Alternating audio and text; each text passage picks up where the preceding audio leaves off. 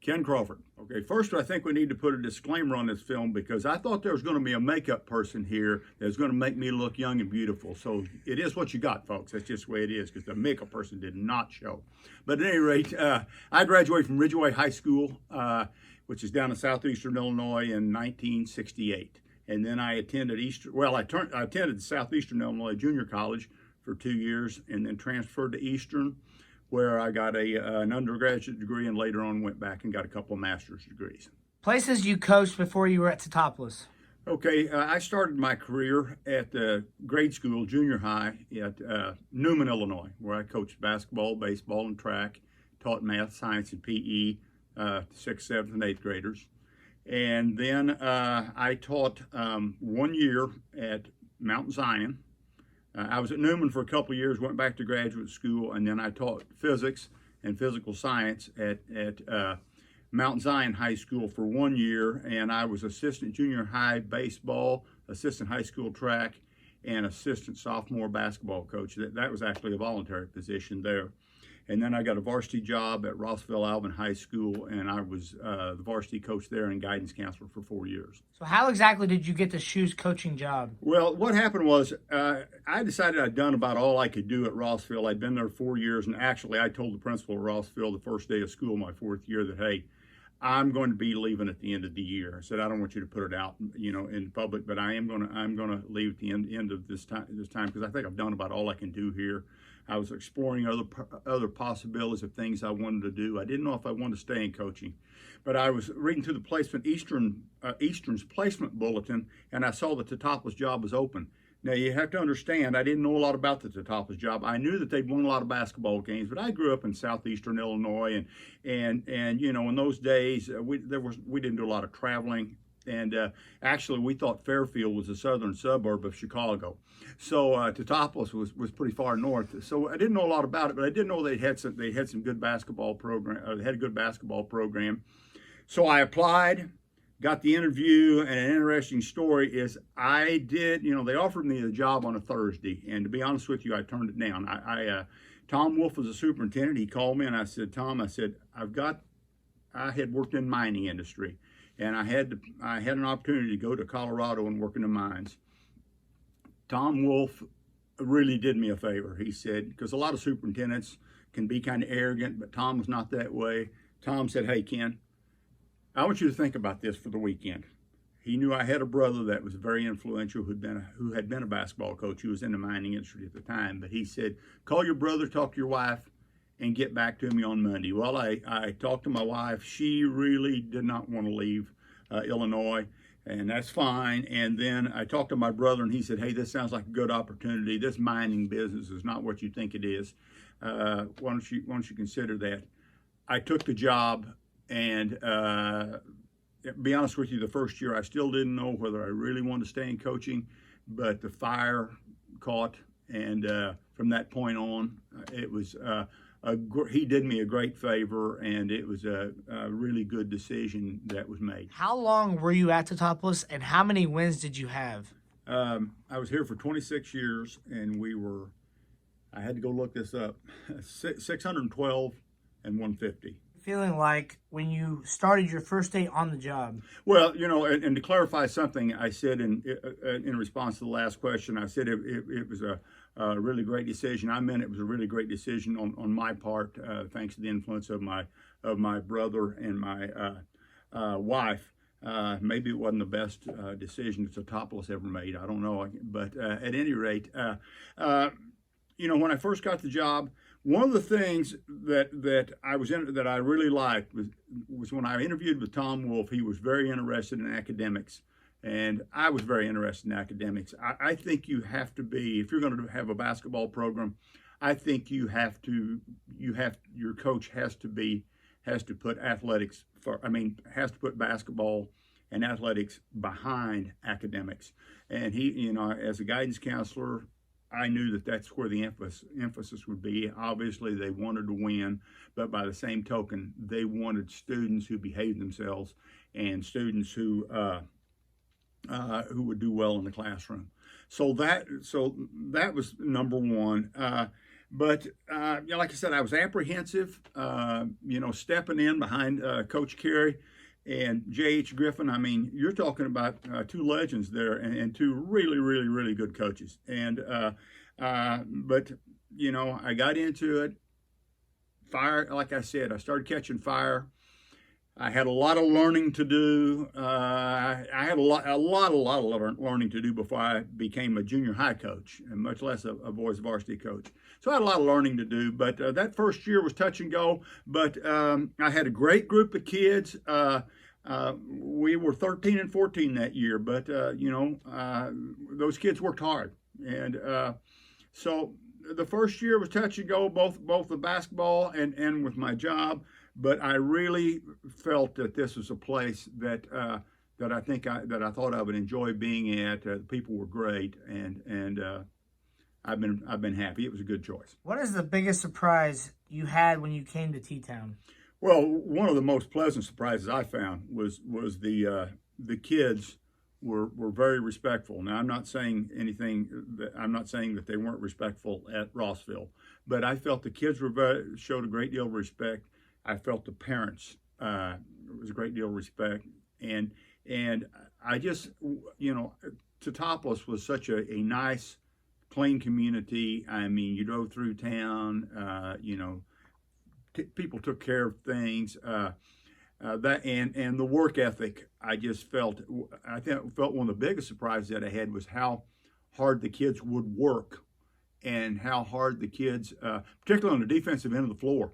I mean, they would lay it all out there for you, and that was probably my strong point in coaching, or one of the strong points. That and rebounding, and so those were pleasant surprises. That everything, it was a family affair, and also the support you had.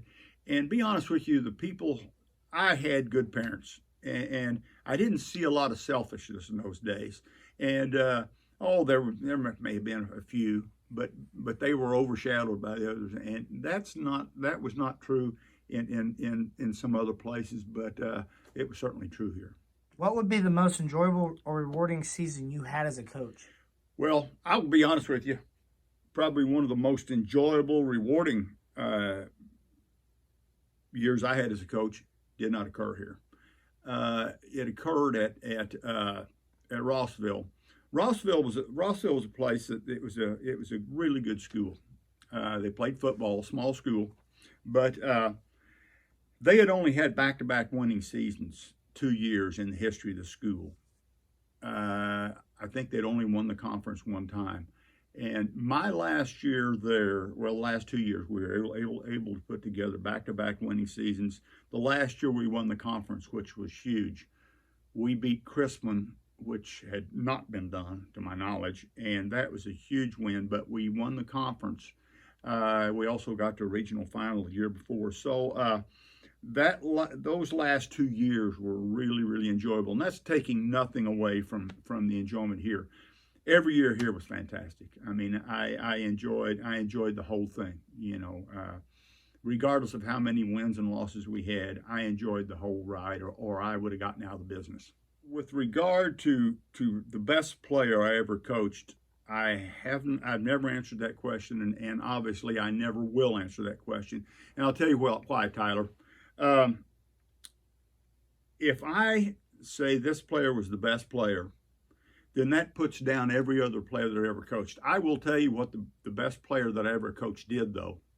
The best player I ever coached was, number one, he was a great teammate. And a great teammate, he pushes everybody on his team. He comes to practice every night. He gives 100% on and off the floor, on the floor, in the classroom. He contributes to his school, to his community.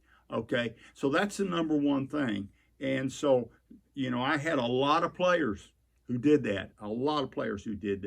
And a lot of times, your best player is not defined by cutting, screening, shooting, rebounding, passing. It's those intangible things, like being a good teammate, like bringing everything out. I had players here in all honesty, that didn't, they knew, and these were guys who played for 4 years as seniors, and they knew their senior year they weren't going to get in a game. Maybe they were going to get a minute or two. But those guys came to practice every single night and made the other players who were more talented, they made those players better, and in many respects were the most valuable players on the team. Because I could always point to these kids and say, hey, you guys are getting all the press. These guys don't even hardly get in the game, and they're coming to practice every night. And in my estimation right now, they're probably working harder and getting more out of themselves than you are, so maybe it's time for you to shape up, or they're going to be getting a lot more playing time, and they're really going to enjoy it. So that's kind of my answer there. As far as players that we played against, there were some really good ones. If you look down through the years, there were a lot of guys in this area and in Southern Illinois that went on to big-time careers. Jeff Gellner, at Kansas. I mean, Marty Simmons, Doug Novsik, Jesse Hall. He was recruited to Michigan State, played a year, and then went to SIU Edwardsville. I mean, there were a lot of really good players. We played against a number of guys who went on to play Division I and played some good Division I. And so, to name any one player, I just saw some really good ones through the years. So it'd be hard to pick out one. I could give you a whole list of really, really good players, but there were a lot of them. I thought every kid we played, I thought was a great player. Best coach you coached against? Okay, that's a lot like once again the player thing. I'm going to list a number of coaches, and this is by absolutely no means a complete list, because I'm going to tell you there's some really great coaches in this state who were never recognized for how good they were and how great a coach they were, because they were coaching at places where they just didn't have the talent level or the working level that I did and other programs have. But some high school coaches that were I felt were outstanding and great influences on me. A guy by the name of Ed Bird at Hoops in East Lynn, Roger Beals at Chrisman, Ed Bukovich, the longtime coach at Mount Pulaski. Another great influence, I never played against him, was Chuck Orlinski, and Jerry Leggett at Quincy was a great influence, although I never played against him. I did have to coach against Ron Felling one game, and he beat the daylights out of me. He was a great coach. Steve Bennett, who was at Martinsville, went to University of Evansville and ended up winning a state championship in Indiana, Newcastle. Another coach that I'd never coached against, but he was a great influence. I felt a great coach, high school coach, was Gordy Kirkman. Gordy Kirkman coached at Aurora West. He coached Kenny Battle. If a lot of people remember who Kenny Battle was from his days with the Fighting Illini. Now, some area coaches. Some of these I ran into in the Charleston Holiday Tournament. Some of them were just area coaches, but from the Charleston Holiday Tournament, you talk about some great coaches and great programs. That was a great tournament when I came down here. Ron Felling was coaching in that. Ed Bukovich, Jim Maxton, Ron Heron, Steve Simons, Bob Avery, Jim Miller, Jeff Miller, Jerry Falk, Dave Bartlett, Chris Kuzneric, Monty Norn, Lee Emery, Bob Durham, Mike Waldo. And these are just a few of the coaches that were just absolutely great coaches that coached in that Charleston tournament. They just kind of stuck out because a lot of those we didn't see on a normal basis. But area coaches that we did see who were just phenomenal. Tom Welch, none better.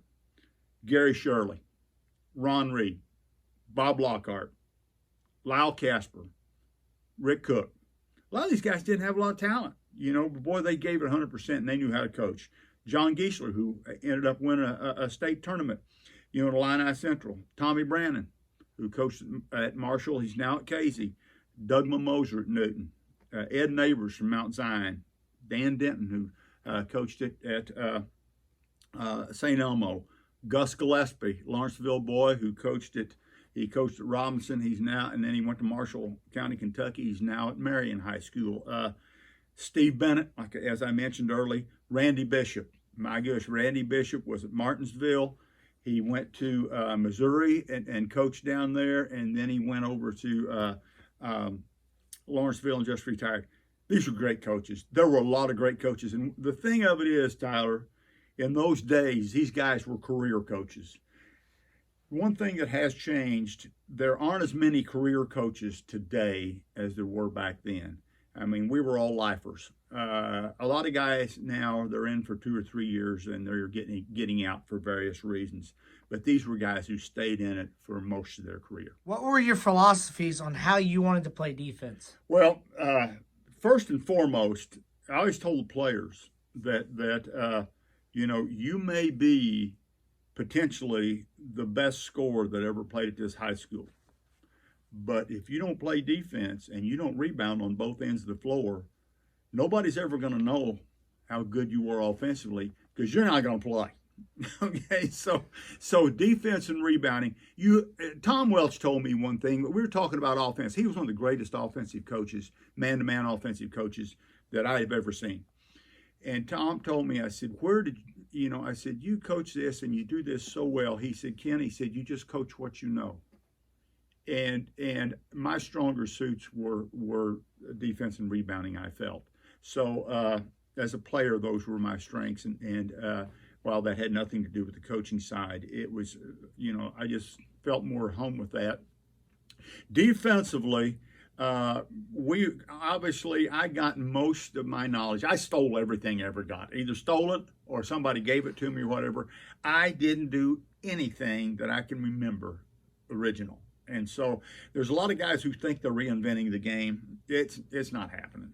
It may be a little different from one year to the next, but I'm telling you, pygmies standing on the shoulders of giants have a better opportunity to see more than giants do. So I was a pygmy standing on the shoulders of a lot of giants.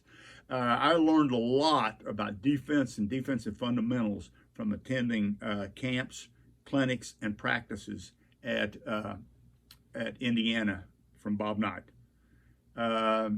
I got introduced to Bob Knight's thing and started going over there from this coach named Ed Bird. He had a player named Scott Eels who played on one of Indiana's national championship teams and was a team captain. And he played for Bob Knight back in the 70s. So that's when I started started following Knight. So I learned a lot from Knight. Picked up a lot of stuff from clinics from Dean Smith. Of course, early on it was guys like John Wooden.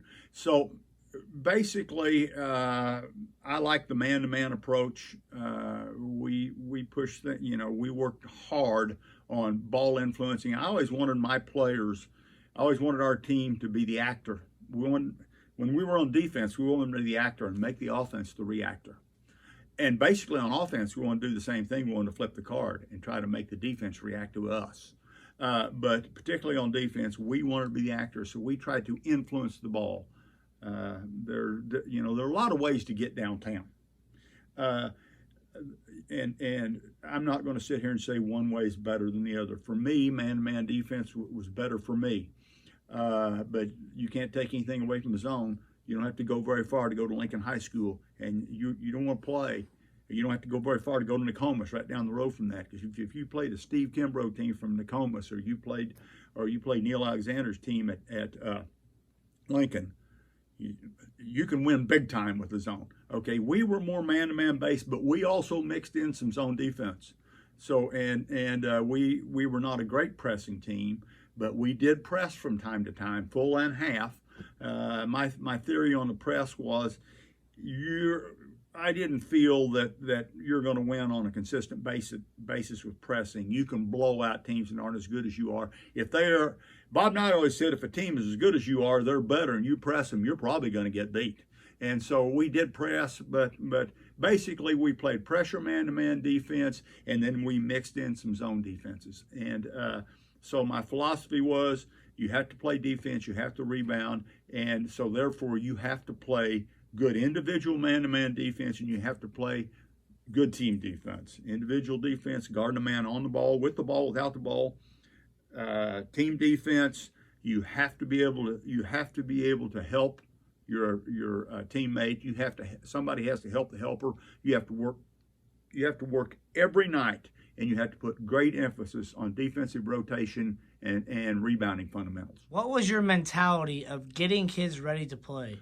Well, my basic approach was that, hey guys, if you're in math class and you're capable of getting an A and you settle for a B, that's not success. But if you're capable of getting a C and you work your fanny off and you get a C, you are more successful than that person who had the capability of getting an A and settled for a B. So number one, bring your best self to practice every night. Bring your best self to the classroom every day. Bring your best self to your classmates. Try to make everybody around you better. And so therefore, my approach was just try to do the best you can. And if you'll do that, I would guarantee them that the coaching staff would do their best. And that doesn't mean we're all going to be seen as successful in the eyes of others. But that's not the important thing. The important thing is getting up, looking yourself in the mirror and saying, I did the very best I could do to prepare myself for the task that I'm getting ready to take on. And that's the approach that we tried to get our kids ready for every practice, every game, every classroom they were going to go into. Is don't tell me that the success is not what sits up on that scoreboard or who ends up in the paper. You know whether the only person who knows whether you gave it all is you. And you can fool a lot of people, but you cannot fool yourself. And if you do, then you have issues a lot deeper than what basketball can cure. Which do you prefer, a 2-class or the 4-class system? Well, and I don't want to take anything away from the teams who have won state championships in the 4-class system. But I will tell you that, let me go back many, many years. I played in high school. We played under the 1-class system. Great system, and there were teams who maybe just got out of regional if they were fortunate, and they're really proud of that. But I felt Chuck Orlinski was the father of 2-class basketball. He's the one who introduced the concept. And Chuck and I were very good friends. He was the head of the IBCA, and he was like a father figure to me. But he told me time after time after time, his idea of 2-class basketball was not to give the smaller schools a chance to win a state championship. He said the idea was to give those smaller schools a chance to win a regional, because a lot of those small schools did not have a chance to win a regional against these huge schools, but they could win a regional maybe if there were 2 classes. When the system was first set up, and they went with 2 classes, which was 1972, the cutoff was 750. Any school 750 and less was in 1A. Any school above that was in 2A.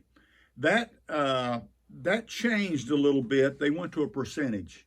Eventually they went to, and they put 65% of the schools in 1A and 35 in 2A, and say, well, why was that percentage different? Because 70% of the students, approximately 70% of the students in the state of Illinois attended those big schools, that 35%. So it made sense to put more schools in the smaller.